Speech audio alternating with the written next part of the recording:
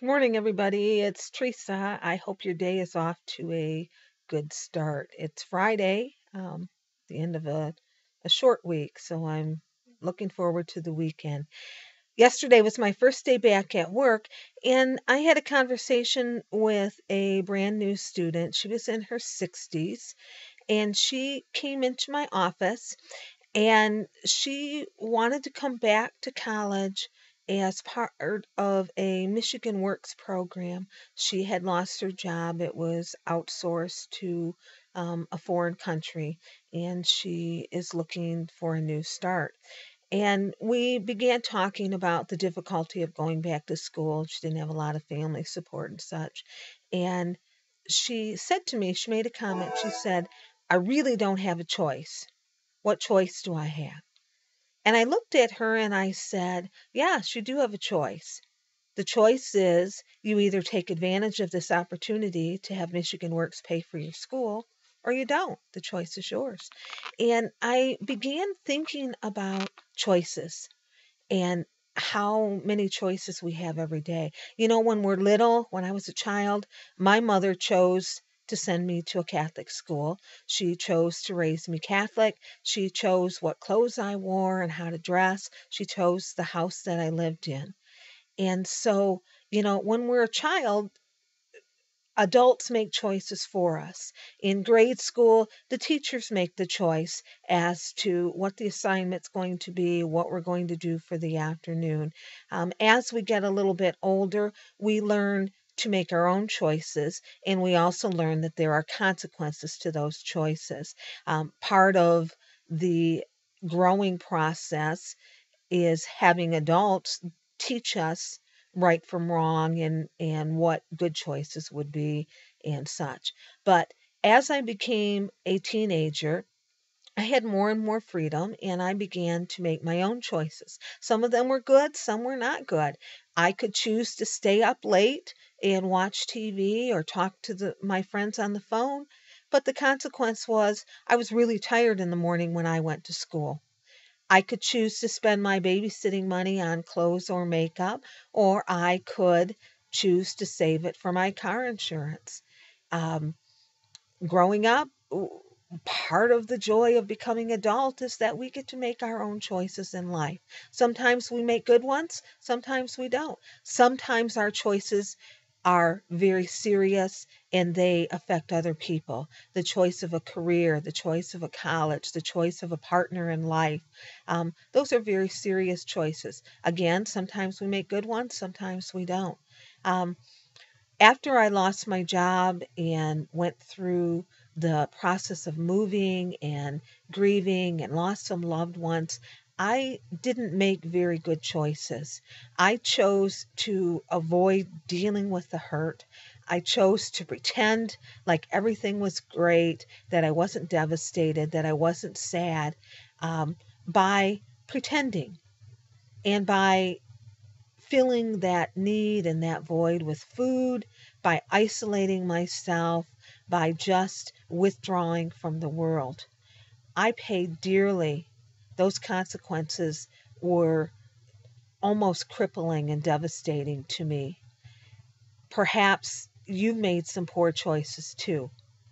Perhaps you chose to spend the grocery money buying lottery tickets, or you chose to go out several nights a week with your friends, and as a result, your relationship and your family life suffered. Perhaps you chose to overeat or drink or smoke or do all sorts of things. How we deal with those choices and the choices we make affect other people, but they also affect ourselves. Today, you have a choice. You don't have a choice whether or not you're going to pay taxes or go to work. Well, you do have a choice, but the consequences are great.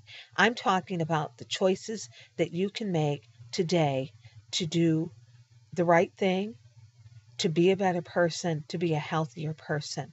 Right now, you have a choice. Either you're going to smoke that cigarette or you're not. Simple as that, black and white. Either you're going to eat that Christmas cookie or eat that stack of pancakes, or you're not. That decision is up to you. Either you're going to choose to drink or do drugs or be nasty or let somebody's jealousy or resentment or pettiness ruin your day, or you're not. Either you're going to believe those lies in your head that says, you can't do this. This is too hard. People don't lose weight and keep it off. It's too difficult. I can't do it. Either you're going to believe that or you're going to not believe it and you're going to prove them wrong. I hope that you make a good choice today. I'm going to go in the kitchen in a few minutes and I am going to choose to eat oatmeal for breakfast.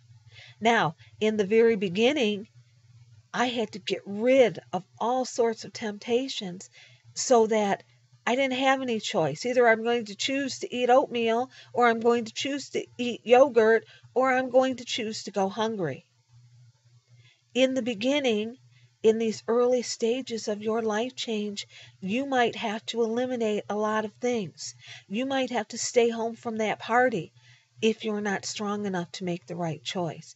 You might have to get rid of those friends that are dragging you down if you are not strong enough to make good choices.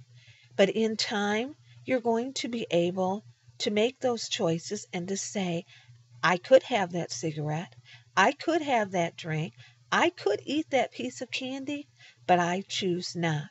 Right now, I have sitting on my kitchen table 2 unopened boxes of chocolates that I purchased for Christmas gifts. They can be in the living room, they can be in the kitchen, they can be right sitting on my desk because I'm strong enough to make the right choice today. But it took 2.5 years of this journey to get to that point. Today, you have a choice. You're going to let yesterday define you.